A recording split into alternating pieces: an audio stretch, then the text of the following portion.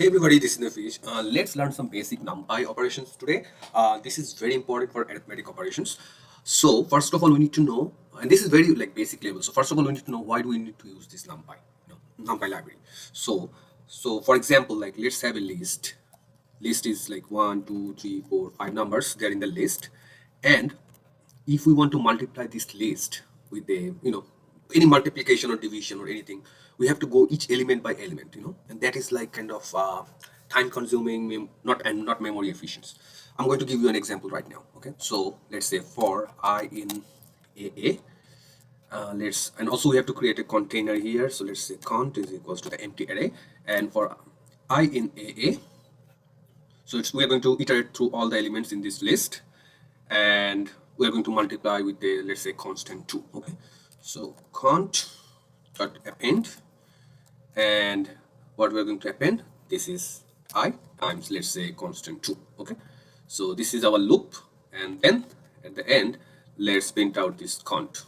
Okay, so we see, like, we are able to multiply each element of this list by 2, but we have to use a for loop, and this for any multiplication, addition, or any types of like list operation, this is the tradition. But if we are to convert this list into NumPy array, let's see how it goes. Okay, so let's say bb, just a variable, is equals to np. We have to call the NumPy library first. So import NumPy as np. This is the common tradition, and then let's say variable is bb, and we're calling that NumPy np dot array, and then put AA in the round bracket. Okay, so let's see how it goes now. So let's print out bb.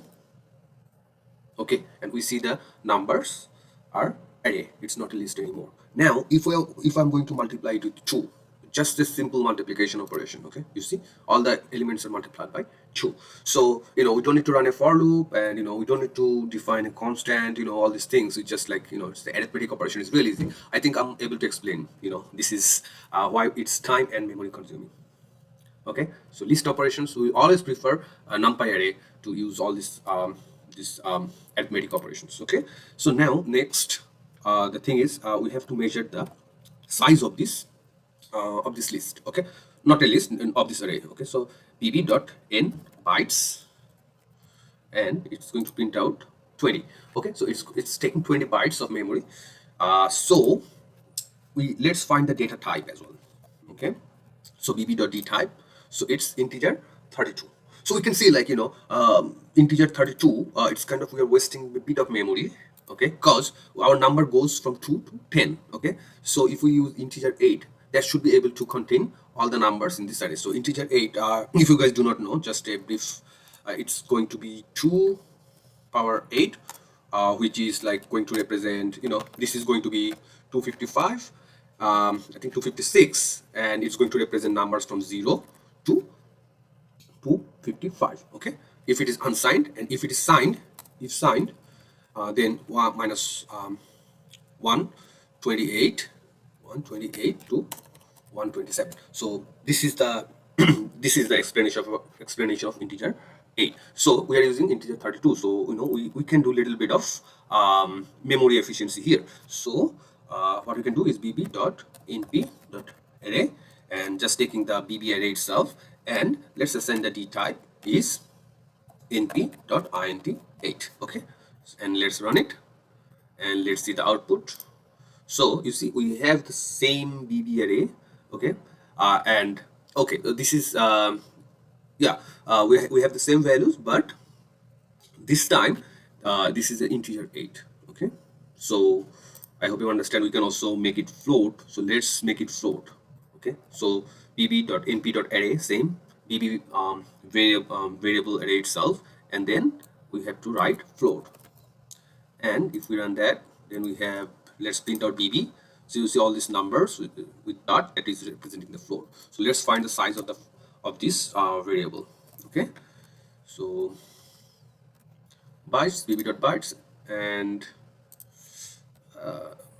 n bytes, I think n bytes, and it's 40. So it's consuming 40 bytes of memory. So this is the way we can do some efficiency and memory allocation, in whenever we're declaring the array, and we have to be very mindful of that. But as a beginner level course, this is the way we should approach. Okay, we could do some management here in the memory. Okay, so next thing is, how can we create some NumPy arrays? So first example I already showed you. We had, let's repeat it again. We had an array AA. This is a list, and we can convert it to array. So npb is equals to np dot array, and then take the list which is AA, and then print it out bb. So this is the way you can convert a list into array, and you can do some other arithmetic operations afterwards. Okay. Now there are other ways to convert the list, not the list. There are other ways to create some arrays. So for example, like np.arange. Okay, and starting from 1 goes up to 100, and then let's say interval is 2. So one thing we have to remember here is starting value is 1, stop is n minus 1, which is, so n is here is 100, so 99 is the stopping value, and the interval is 2. Okay, interval is 2. So let's run it. Okay, so we can say like it's starting at 1, it goes up to n minus 1, which is 99, and the interval is 2. All numbers are integer number. So this is one way we can create some array. Okay, and there is another way, which is like np.linspace, where that is little bit different than this arange function. There you will see like 1 to 100, and then let's say like we need 50 points. So here this is start is at 1, ends at 100. Okay, so it's inclusive 1 and 100, and then in between it will take 50 points. Okay, so it will create 50 points in between. Let's print it out. Okay, and you can see like this is also a float number. This is not integer, and it's just there are 50 numbers created here. So these are the ways we can create NumPy arrays. There are more I would like to show you. So np.random.randn. Let's try rand, which is, let's say, 10 numbers. So rand is like, it's going to give you some positive decimal values of it from a normal distribution. So okay, and let's run it, and you see there are some random float numbers generated. Let's have another one, which is rand n. So this time the distribution, so numbers might have negative numbers because the mean is 0 and the standard deviation is 1 for this distribution. Okay, so let's run it. So you see there are some negative numbers, and it can, but the mean will be 0 and standard deviation is 1. So this is rand n.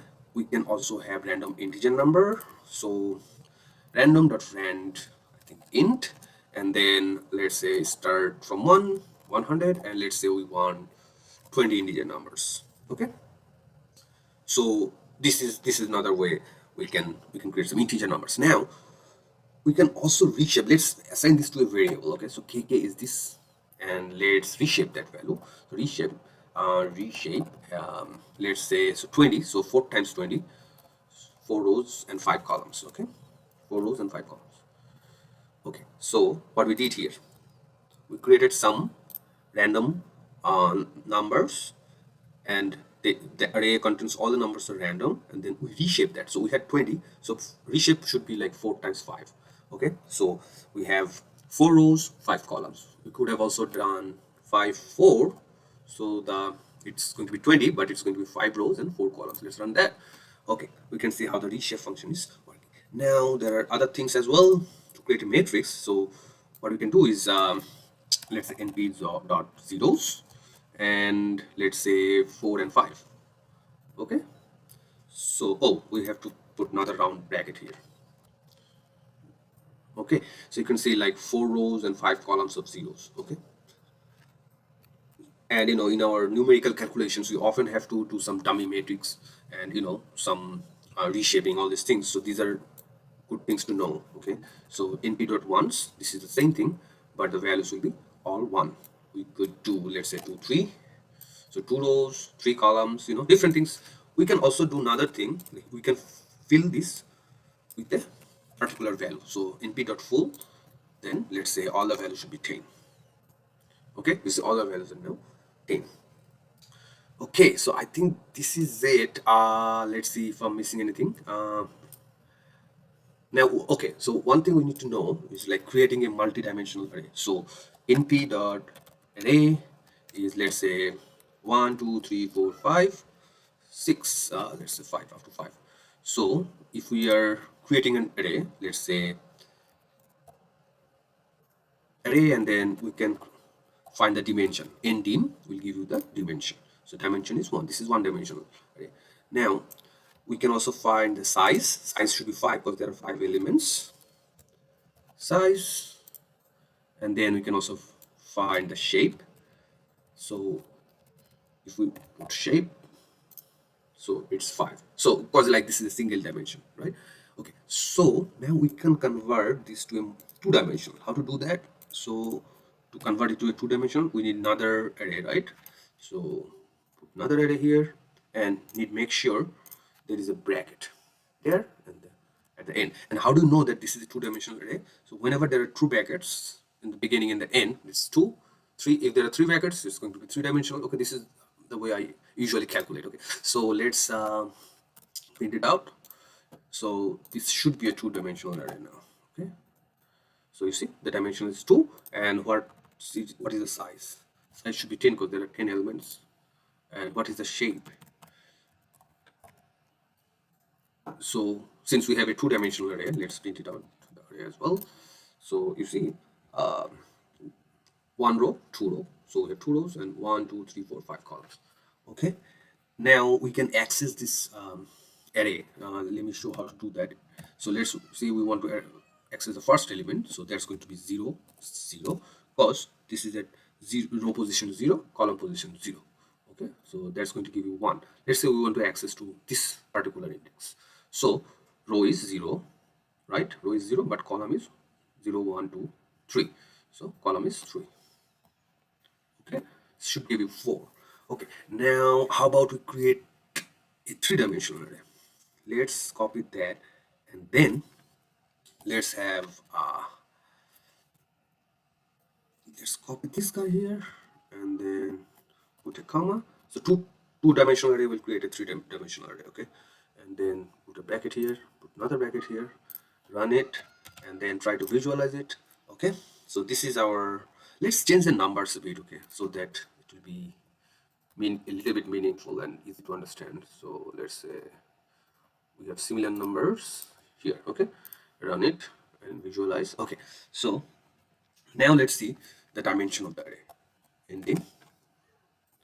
Okay, so now this is a three-dimensional array, and you can see it is supported by 3 brackets here.